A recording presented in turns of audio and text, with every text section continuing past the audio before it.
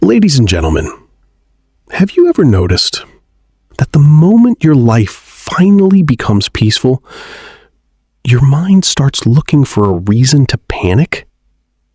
It is, you see, one of the most unsettling paradoxes of the human experience. You spend years, perhaps even decades, navigating the storms of life, praying for a day when the waves finally settle. But when that day arrives, and the water becomes a glassy, perfect mirror, you don't feel relieved. You feel hunted. This is what we call the siren song of stillness. To the outside observer, your life looks like a sanctuary. But to your internal world, it feels like a vacuum. For so many of us, our very identity has been forged in the fires of conflict, struggle, and just doing. When the doing stops, and there are no fires left to put out, we are left alone with the one person we've been far too busy to truly meet: ourselves. We must understand that this discomfort, it isn't a sign that something is wrong with your life. It is a sign that your nervous system is still tuned to a frequency of survival. When you have been raised or conditioned to expect the other shoe to drop, peace doesn't feel like a reward. It feels like a trap. Your mind begins to scan the horizon, convinced that this tranquility is simply the eerie calm before a devastating storm. Ladies and gentlemen, this urge to dismantle your own peace, to pick a fight, or to obsess over a minor flaw when everything is going well, it's just a survival mechanism that has overstayed its welcome. It's actually your brain's way of trying to protect you by keeping you on high alert. But in the process of guarding against a phantom threat, we often end up destroying the very sanctuary we worked so hard to build, right? In this section, we are going to peel back the layers of this survival instinct and explore why the stillness we've always wanted feels so incredibly heavy the moment we finally achieve it. Ladies and gentlemen, it is a profound irony of the human condition, you see, that we often flee from the very peace we pray for. To understand why, we must look at how our internal landscape was mapped out long before we ever had a say in the matter. For many of us, right, home wasn't a place of quiet reflection or gentle support. It was a place of high stakes, shifting moods, and constant unpredictability. When you grow up in an environment where the floor is always shifting, your nervous system learns a very specific, albeit painful, lesson. Safety is an illusion, and survival requires constant agitation. In this state of being, ladies and gentlemen, your body doesn't just endure stress, it begins to rely on it. And we become biologically conditioned to mistake crisis for purpose. When the external world is on fire, well, your brain knows exactly what to do. It pumps out cortisol and adrenaline, sharpening your focus and giving you a mission. You want the fixer, the survival, the warrior. When those fires finally go out, the silence that follows isn't perceived as rest. To a conditioned mind, silence is the predator in the class. It's the feeling like you heard the jump scare in a heartbeat. This is the addiction to the storm. Your internal alarm system, used to the deafening roar of chaos, interprets a peaceful afternoon as a sign that you've let your guard down. You feel an itch under your skin, a sense of impending doom that has no name. And so, subconsciously, we do something tragic. We manufacture a new storm. We pick a fight with a partner who is finally being kind, right? We overanalyze a work email until it looks like a threat. We sabotage our own healing because the comfortable misery of the past feels safer than the terrifying unknown of a peaceful future. We would rather be miserable in a way we understand than be happy in a way that feels vulnerable. Ladies and gentlemen, if you find yourself creating drama when life gets too quiet, realize that this is not a character flaw. It is a biological echo. You are just trying to find your footing in a world that finally stopped shaking. The challenge is learning to sit in that stillness without reaching for the matches to start a new fire. You have to teach your body, really teach it, that the absence of a threat is not the presence of a trap. But even as we recognize this addiction to the cortisol rush, there is a deeper, more subtle shadow at play. It isn't just that we miss the rush of the crisis, it's that we are terrified of what we might hear when the noise finally stops. Because in the absolute silence of a peaceful life, we are forced to face the one person we've spent years running from. And as it turns out, the confrontation waiting for us in the quiet is far more intimidating than any chaos we've ever faced before. Ladies and gentlemen, we often mistake the noise of a chaotic life for a sense of purpose. You see, we convince ourselves that as long as we are putting out fires, we are actually moving forward. But the truth is far more unsettling. Chaos is not just a burden. It is a camouflage. It is a high decibel distraction that allows us to avoid the most intimidating person we will ever meet. Ourselves.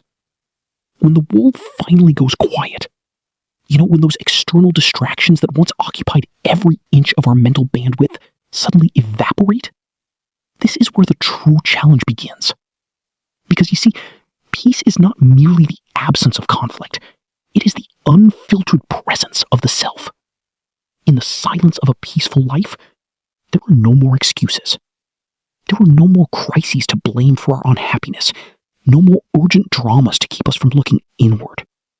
Ladies and gentlemen, what we often describe as boredom or feeling on edge during those peaceful times, it is actually a profound sense of vulnerability. We are forced to sit with our own history, our unhealed wounds, and the parts of our personality we've spent years trying to outrun. This is what psychologists often refer to as the shadow self. It is that collection of repressed emotions and hidden truths, right, that can only emerge when the noise of the world stops long enough for us to finally hear them. You see, we don't actually fear the tranquility itself. We fear the mirror that tranquility holds up to our souls. We fear that without the chaos to define us, we might not like the person who is left behind. We treat our internal world like a darkened room, and peace is the act of slowly turning on the light. At first, the glare is blinding. It reveals the dust, the clutter, and the repairs we've been neglecting for a lifetime. But here is the core realization you must hold on to. Really think about this. You cannot heal what you refuse to look at. Sitting with that discomfort is the only way to integrate those shadowed parts of yourself into a whole, functional being. It requires a specific type of courage to stop running and finally say, I am here, and I am listening. However, acknowledging the shadow is only the first step of the descent. Because once you stop running from yourself, you realize that your brain has been wired to seek out the very pain you claim to hate. And as it turns out, the most dangerous part of finding peace isn't the silence itself. It's the way our own biology tries to sabotage it. So, how do we actually navigate this internal storm? Ladies and gentlemen, what I am about to share is the protocol for stillness. You see, it is a way to recalibrate a mind that has been conditioned for combat. First, we must change how we perceive what we call the urge to sabotage. When you find yourself picking a fight, overthinking a calm moment, or looking for a problem that doesn't exist, well, I want you to pause. You see, this isn't a sign that you are failing, or that peace isn't meant for you. Quite the opposite. It is proof that you have finally reached a level of safety that your body simply doesn't recognize yet. Your nervous system is scanning for the next blow because, that's how it kept you alive in the past. Warmly, recognize this urge as a badge of progress, a sign that you have finally stepped out of the trenches. You are not broken. You are just in new territory. The second step, it involves expanding what psychologists call your window of tolerance. If your nervous system is addicted to the high of cortisol and the rush of chaos, well, peace feels like a vacuum, right? To fix this, you don't need a week in a monastery. You only need 5 minutes. Philosophical? Practice sitting in total silence for just 5 minutes every day. Do not try to clear your mind. Simply teach your body that being still is safe. You are retraining your biology to understand that the absence of noise is not the presence of danger. Deeply calm? Finally, we must perform a radical act of relabeling. We often mistake peace for boredom. In a world that demands constant stimulation, stillness feels like a void. Encouraging? From now on, when that itch of boredom arrives, I want you to relabel it as serenity. When your mind begins to hunt for a crisis to solve or a fire to put out, gently remind yourself, I am not under threat. I am simply at rest. By changing the vocabulary of your inner world, you give your brain permission to stop the search for shadows. But even as we master this internal protocol, we must realize that our biology isn't the only thing resisting our evolution. Because once you finally find your footing in the silence, you'll notice something unsettling about the people you left behind in the noise. It turns out, your peace doesn't just change you. It acts as a mirror for everyone else. And not everyone is going to like what they see. Ladies and gentlemen, you see, we must come to terms with a difficult reality. For many of us, chaos wasn't just an external circumstance. It was our survival strategy. We developed what we might call a wartime self. This is the version of you that is hyper-vigilant, always scanning for the next threat, and expertly calibrated to handle a crisis. But here is the profound, often uncomfortable truth. The war may be over, and yet you are likely still wearing your armor. Transitioning to a peacetime self, well, it requires a radical form of courage. It means realizing that your value is no longer tied to how well you manage a disaster or how quickly you can extinguish a fire. The transition is about learning to exist in the stillness without feeling like you are wasting time, or worse, inviting a new catastrophe through your lack of vigilance. You are shifting your internal identity, from a person who survives the storm to a person who tends the garden. The ultimate goal of this psychological journey, it isn't just to find a quiet environment. It is to become a quiet environment. It is about becoming a safe place for yourself to land. When you finally stop the internal search for shadows, you realize that peace isn't the absence of noise. It is the presence of self-assurance. Struck by the thought, you no longer have to look for a sanctuary because, you have become one. This evolution from chaos to calm is perhaps the most important work you will ever do. Ladies and gentlemen, I want to invite you to really reflect on this. What did your first true moment of silence feel like? Was it overwhelming? Or was it the first time you finally felt at home? I encourage you to share your experiences in the comments below. You see, your journey might be the map someone else needs to find their own way out of the noise.